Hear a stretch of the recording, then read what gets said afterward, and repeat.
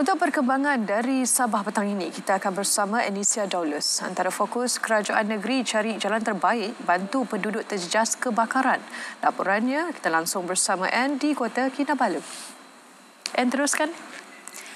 Ya, Ifah, kerajaan negeri bersama pihak dan agensi berkaitan akan berusaha mencari jalan terbaik untuk membantu penduduk terjejas kebakaran di Kampung Cempaka Likas Sabtu lalu. Ketua Menteri Datuk Seri Panglima Haji Jinwar berkata sebagai kerajaan yang prihatin dan peduli rakyat, nasib penduduk terbabit akan diberi perhatian terutama pada bulan Ramadan ini. Kita pun berusaha memikirkan nasib mangsa-mangsa ini.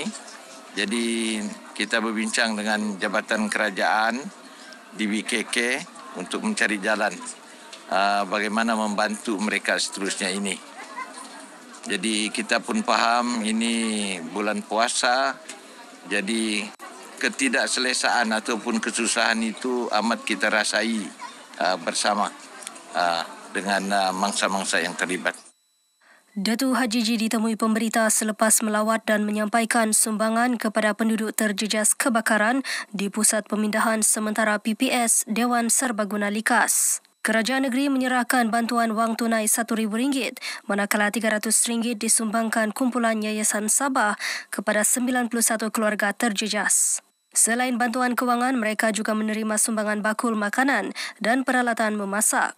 Dalam kejadian awal pagi Sabtu, 511 penduduk daripada 91 keluarga hilang tempat tinggal apabila kediaman mereka musnah dalam kebakaran tersebut. 2 PPS dibuka bagi menempatkan penduduk terjejas iaitu di Dewan Serbaguna Likas dan Dewan Serbaguna Damai. 38 bilik darjah di Sekolah Jenis Kebangsaan Cina Yumin Pinampang mendapat kemudahan papan pintar interaktif. Pemasangan papan pintar itu hasil peruntukan RM50,000 disalurkan Ahli Parlimen Pinampang Datuk Iwan Benedict kepada Persatuan Ibu Bapa dan Guru PIBG sekolah tersebut tahun lalu. Menurut Datuk Iwan, penggunaan papan pintar dalam sesi pembelajaran dan pengajaran itu merupakan inisiatif sekolah berkenaan untuk pembudayaan digitalisasi. Saya amat yakin ini akan membawa perubahan, membawa manfaat kepada anak-anak yang bersekolah di sini, terutama dalam membudayakan digitalisasi. Bukan hanya dalam pembelajaran dan pengajaran, tetapi menyediakan mereka kepada masa depan yang lebih baik di mana elemen digitalisasi itu adalah komponen besar dalam semua urusan yang kita adakan ataupun kita jalani hampir setiap hari.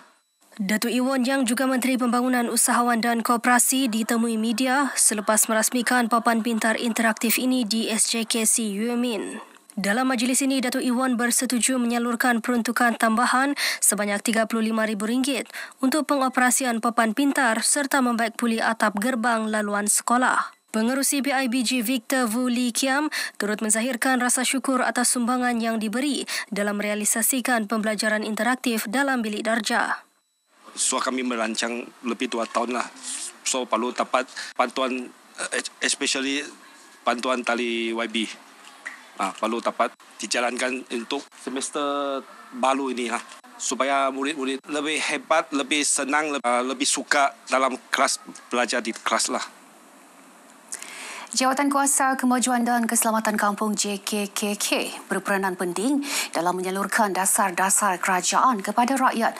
Pembantu Menteri Pembangunan Luar Bandar Datuk Samad Jamri berkata, dengan peranan tersebut segala maklumat dapat disampaikan secara terus kepada rakyat.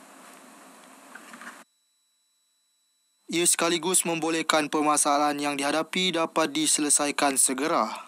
Kita harap badan JKKK ini dapat memainkan peranan mereka di peringkat kampung agar segala dasar dan juga segala program kerajaan ini dapat sampai benar-benar kepada rakyat. Beliau ditemui pemberita selepas merasmikan penutupan kursus JKKK Dun Labuk yang disertai 28 pemimpin masyarakat.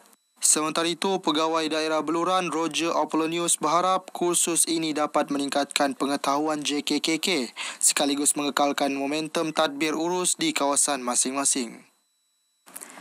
Pengerusi Jawatan Kuasa Kemajuan dan Keselamatan Kampung JKKK perlu sentiasa mengutamakan keselamatan masyarakat setempat selain aspek pembangunan rakyat. Ia bagi memastikan keselamatan penduduk di bawah jagaan mereka agar terhindar daripada pelbagai kegiatan jenayah. Peranan JKKK itu penting di peringkat kampung. Mereka ini adalah ejen untuk memastikan apapun program-program pelaksanaan, khususnya infrastruktur, keselamatan dan juga masalah sosial di setiap kampung. Dato' Abdul Ghani ditemui pemberita selepas menyerahkan watika pelantikan kepada 104 pengerusi JKKK dari 5 mukim dalam daerah Nabawan.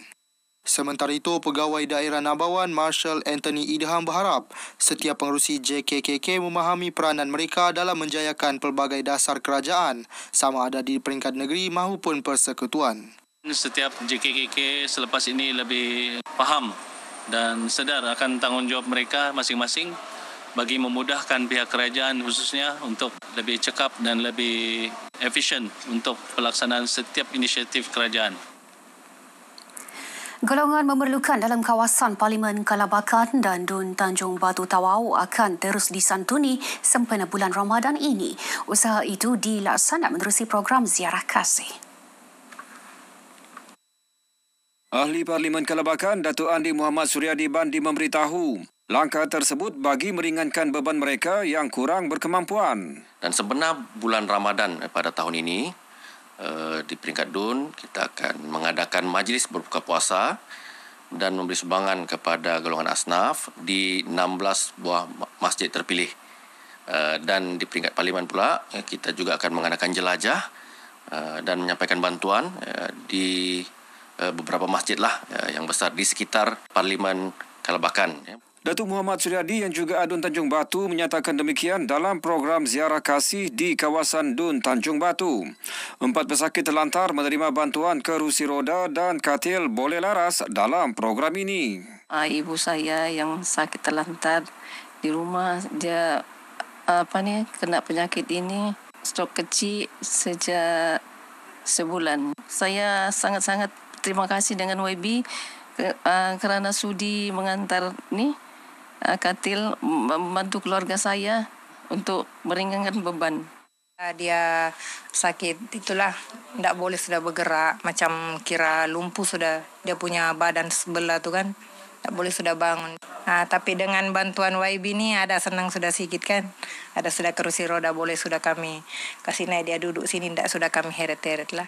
Selama aku sudah jatuh di dalam rumah ini tidak boleh sudah 3 tahun kali ya.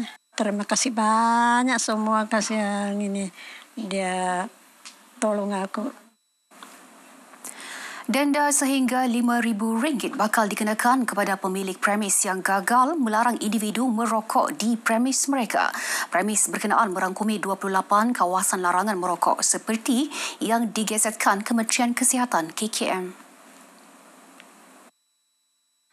Pegawai Kesihatan Kawasan Keningau Dr. Valentine Japuli Gantul berkata, denda melibatkan Seksyen 18-2 Akta Kawalan Produk Merokok demi Kesihatan Awam 2024. Kepada pemilik restoran ini, mana-mana pengunjung yang datang ke tempat ataupun restoran tersebut, maklumkan mereka secara lembut bahawa tempat itu sebenarnya kawasan tapi dilarang merokok supaya dia sudah tahu. Beliau ditemui RTM ketika tinjauan mesra Akta Kawalan Produk Merokok demi Kesihatan Awam 2025 peringkat daerah Keningau di Pasar Malam Keningau. Program diadakan bertujuan memberi kesedaran kepada masyarakat untuk mematuhi peraturan berkenaan. Tujuan kita mengadakan program ini adalah untuk memberi penerangan kepada semua orang awam dan juga kepada semua pemilik restoran. Yang mana akta ini berkuat kuasa 1 Oktober 2024.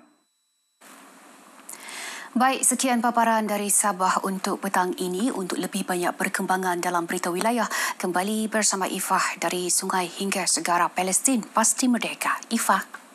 Baik, terima kasih Anne.